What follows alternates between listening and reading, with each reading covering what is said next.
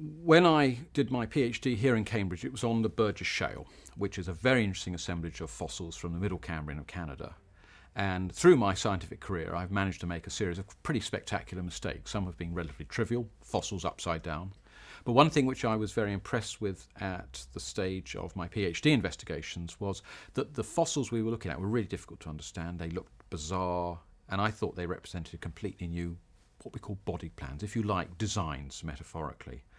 And Stephen Jay Gould very generously not only praised our work very highly in this regard, but also took that idea and ran with it and introduced this very famous metaphor of rerunning the tape of life, which in that sense is broadly a neo-Darwinian view, but insistent in his thesis was that humans were and must be an evolutionary accident. And my view is actually Gould adopted that for very much metaphysical reasons. But it so turns out, in fact, that to begin with, that interpretation of the Burgess Shale was flawed. As work progressed, we found that, in fact, there were relationships between what had appeared to be very bizarre-looking animals.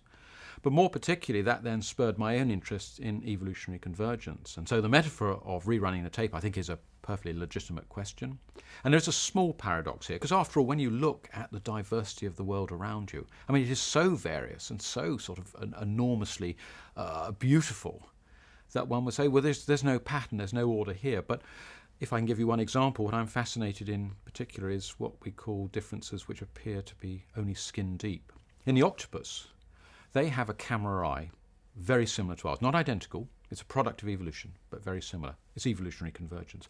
But in addition, the arms, the tentacles with the suckers on, if you do high-speed photography, it actually turns out that they organise themselves in a way which is the same as our arm. They have a false joint, more or less where the wrist is, they have a false joint more or less there, and they have a joint up here. It's a temporary structure, but as the people who described this as a paper published in Nature said, well, actually, this is rather strange, because maybe if you want to make an arm, even if you're starting with something which looks completely different, it's going to end up looking like an arm, whether you like it or not. It's an optimal solution.